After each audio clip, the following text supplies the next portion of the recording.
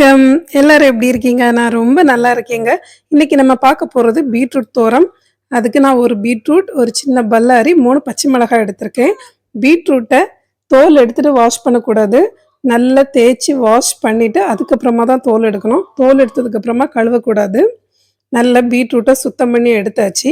இப்போ நான் கழுவி வச்சிருக்கிற பீட்ரூட்டு, பல்லாரி, பச்சை மிளகாய் எல்லாத்தையுமே நல்லா குட்டி குட்டியாக கட் பண்ணி வச்சுருக்கேன். உங்கள் இஷ்டம்தான். நீங்கள் குட்டி குட்டியாக வேணால் குட்டி குட்டியாக கட் பண்ணிக்கலாம். இல்லைன்னா சீவுறதுல வச்சு நல்லா சீவி எடுத்துக்கலாம். அது உங்கள் விருப்பம். ஆனால் சீவுறதை விட கட் பண்ணுறது பீட்ரூட் தோரத்துக்கு ரொம்பவே நல்லாயிருக்கும். அன்றைக்கி பல்லாரி, பச்சை மிளகாய், பீட்ரூட்டு எல்லாத்தையுமே நல்லா குட்டி குட்டியாக கட் பண்ணி எடுத்தாச்சு. இனி நம்ம பீட்ரூட்டை துவரம் வைக்க ஆரம்பிச்சிடலாம். அதுக்கு முதல்ல அடுப்பை பற்ற வச்சு அதில் ஒரு சட்டி வச்சு தேவைக்கு எண்ணெய் ஊற்றிக்கலாம். நான் இன்றைக்கி கடுகு எதுவுமே போட்டு தாளிக்க போகிறதில்ல. எண்ணெய் சூடானதும் ஒரு கொத்து கருவேப்பிலையை உருவி போட்டு கருவேப்பிலை நல்லா வதங்கினதும் நம்ம குட்டி குட்டியாக கட் பண்ணி வச்சுருக்கிற பல்லாரி, பச்சை மிளகு இந்த ரெண்டையும் போட்டு கொஞ்சம் நல்லா வதக்கிக்கணும்.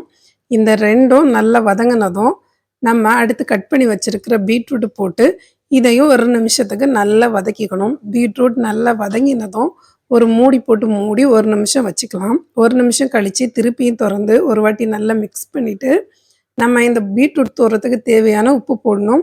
உப்பை எடுத்தோடனே ஒரேடியாக போட்டுறக்கூடாது. அப்புறம் ஜாஸ்தி ஆயிடுச்சுன்னா சாப்பிட முடியாது. அதனால கொஞ்சமாக போட்டு ஒரு வாட்டி நல்லா கிளறி விட்டுருங்க. கிளறி விட்டுட்டு பத்தலைன்னா திருப்பி இன்னொரு வாட்டி கூட போட்டுக்கலாம்.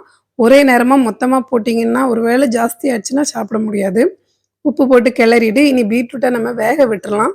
சிம்மில் வச்சு தான் வேக வச்சுருக்கேன்னா பீட்ரூட் அங்கே வெந்துட்டு இருக்கும்போதே நம்ம இங்கே அரைக்கிறதுக்கு ஒரு மிக்சி ஜாரில் கொஞ்சமாக தேங்காய், 1/2 ஸ்பூன் ஜீரகம், ஒரு பல் பூண்டு இது எல்லாத்தையுமே போட்டு ரொம்ப நைஸாக இல்லை கொஞ்சம் கொரப்பாக அரைச்சி எடுத்துக்கணும். இப்போ நம்ம பீட்ரூட்டை திறந்து பார்த்தோன்னா பீட்ரூட் அழகாக வெந்திருக்கும்.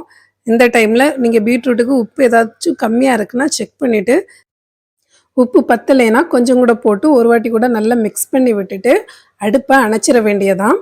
தேங்காய் போட்டதுக்கப்புறமா தீயில் வச்சு ரொம்ப கிளறிக்கிட்டே இருக்கணும்னு அவசியம் இல்லை. பீட்ரூட் வெந்ததும் அடுப்பை அணைச்சிட்டு நம்ம அரைச்சி வச்சுருக்கிற தேங்காய், வெள்ளைக்கூடு, ஜீரகம் இதை வெந்த பீட்ரூட்டில் போட்டு நல்லா மிக்ஸ் பண்ணணும்.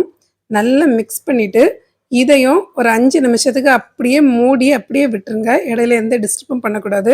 5 நிமிஷம் கழித்து திறந்தீங்கன்னா சூப்பரான பீட்ரூட் தோரம் ரெடி. ரொம்பவே நல்லாயிருக்கும் இந்த பீட்ரூட் தோரம். கண்டிப்பாக நீங்கள் எப்படி வச்சு ஒரு வாட்டியாச்சும் சாப்பிட்டு பாருங்கள்.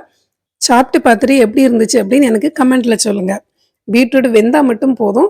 தேங்காயெல்லாம் போடும்போது அடுப்பு ஆனில் இருக்கணும்னு அவசியம் இல்லை. ஆஃப் பண்ணிட வேண்டியதாக ரொம்ப சூப்பராக இருக்கும். என்னோடய வீடியோஸ்லாம் உங்களுக்கு பிடிச்சிருக்கு அப்படின்னா லைக் பண்ணி, ஷேர் பண்ணி, சப்ஸ்கிரைப் பண்ணி வச்சுக்கோங்க. என்னோடய வீடியோஸ் நல்லா இருக்குனாலும் கமெண்ட்டில் சொல்லுங்கள். நல்லா இல்லைனாலும் தாராளமாக கமெண்ட்டில் சொல்லலாம். நான் ஏதாவது மாற்றணும்